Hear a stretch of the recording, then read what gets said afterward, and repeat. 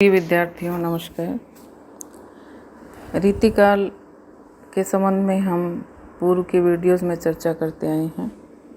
उसी के संदर्भ में मैं आपको बताना चाहती हूँ कि रीतिकाल के कवियों के बारे में, तत्कालीन परिस्थितियों के बारे में और उसकी प्रवृत्तियों के बारे में हम पूर्व में थोड़ी थोड़ी बात करके आए हैं।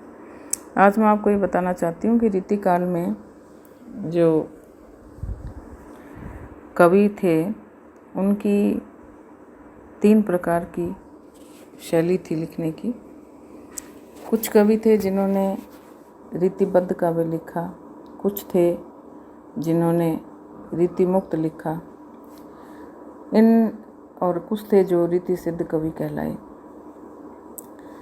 रीतिकाल में श्रृंगारी कवियों के मुख्य रूप से 2 वर्ग मिलते हैं।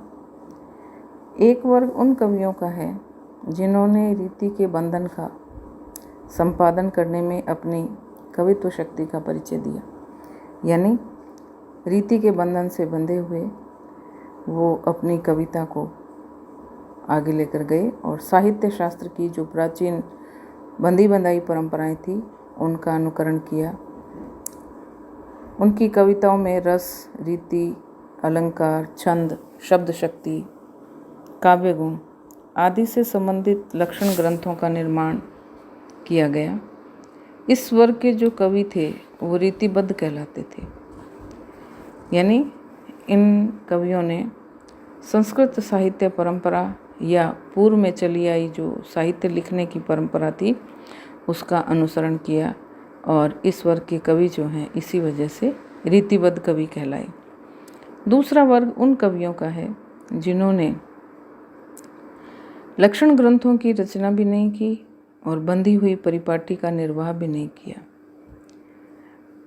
उनकी कविता में भावाभिव्यक्ति, अभिव्यंजना और उद्देश्य की दृष्टि से ये रीतिबद्ध कवियों से भिन्न है।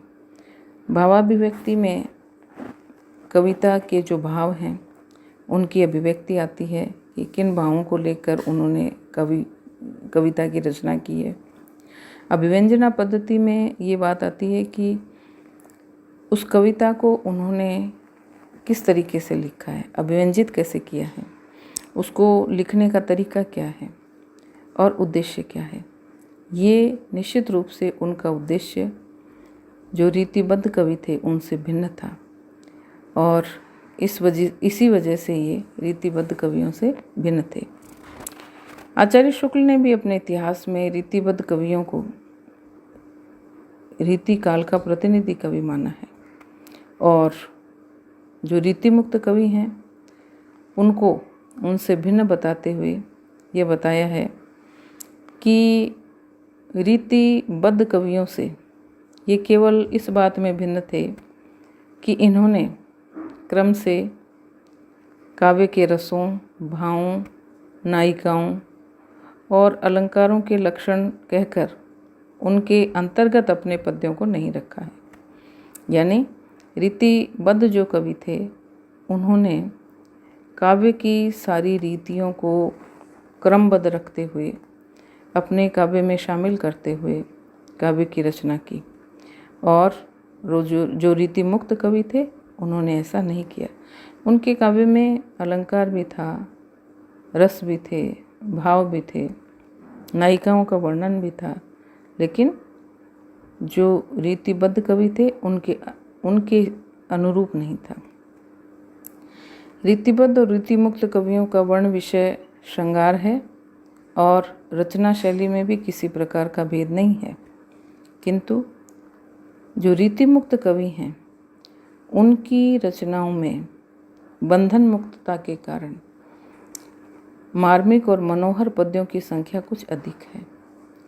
चूँकि रीतिबद्ध कवि एक सीमित दायरे में बंध गए थे, या कहें कि परंपरा की जो बेड़ियाँ थी उन्होंने उनकी लिखने की या भावाभिव्यक्ति की स्वतंत्रता का हरण कर लिया था और रीतिमुक्त कवियों ने उन्मुक्त होकर काव्य की रचना की। उसमें उनके भाव मुख्य रहे और अन्य चीज़ें बंधन नहीं बनी। इस वजह से इन्होंने अपनी कविता रीति के अनुकूल बंद कर नहीं लिखी, बल्कि स्वतंत्र होकर लिखी। और इसी बंधन मुक्तता के कारण जो मार्मिकता है, मनोहरता है, वो इनके पद्यों में अधिक आ पाई। इन्होंने स्वाभाविक रुचि और अपनी प्रवृत्ति का परिचय दिया है। यानी एक कवि जो महसूस करता है और जैसा कहना चाहता है, उस हिसाब से, उस प्रकार इन्होंने अपनी कविता की रचना की। इसलिए ये कवि स्वच्छंद धारा के कवि कहलाते हैं। इन्होंने अपनी स्वच्छंद वृत्ति से ही कविता की रचना की।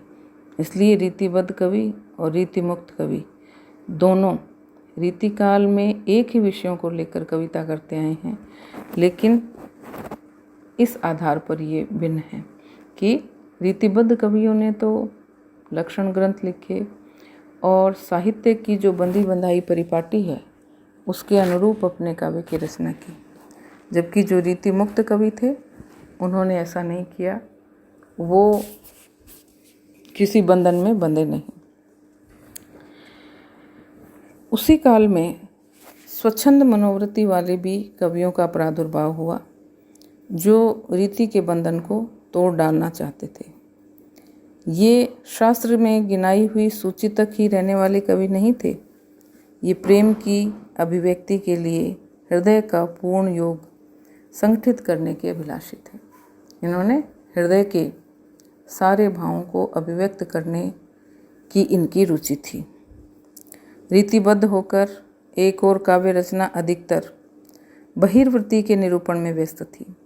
यानी रीति में बंद होने पर कवि को कविता के बाह्य आकार पर अधिक ध्यान देना पड़ता था। यानी भाव जो कविता का है उसको बाह्य कलेवर में फिट करना पड़ता था।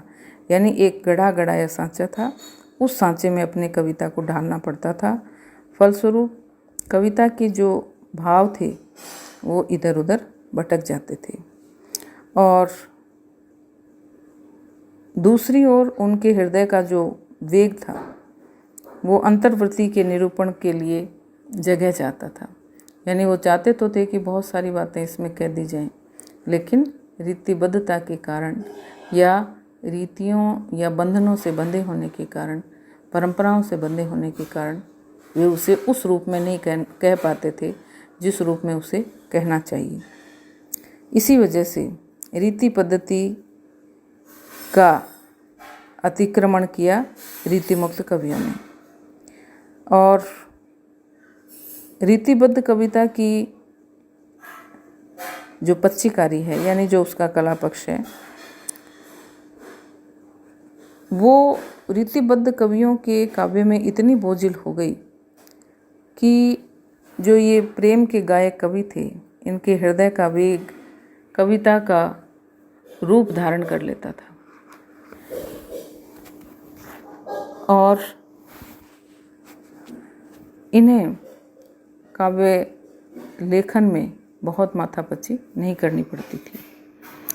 रीतिमुक्त जो कवि थे उनकी कविता हृदय के जो विचार थे उसका सहज प्रवाह था।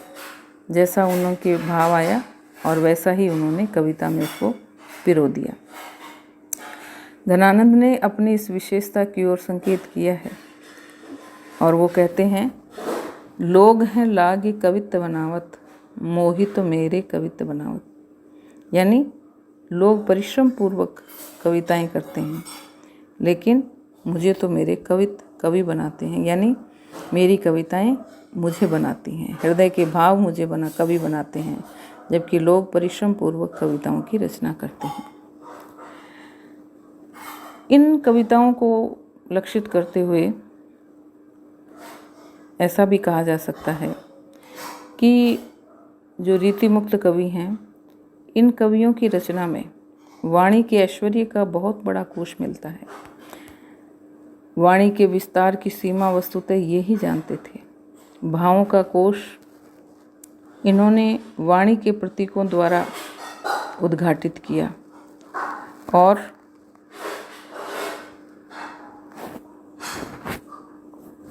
हृदय की जो अनुभूतियाँ थी उनको ठीक ठीक व्यक्त कर पाए। इन कवियों ने लाक्षणिक और व्यंग्य मूलक पद्धति पर भी अधिकाधिक चलकर यह बाधा दूर कर दी थी। इस तरह रीतिबद्ध और रीतिमुक्त दोनों कवि रीतिकाल में एक ही प्रकार की कविता करते थे, परंतु दोनों में बहुत अंतर था।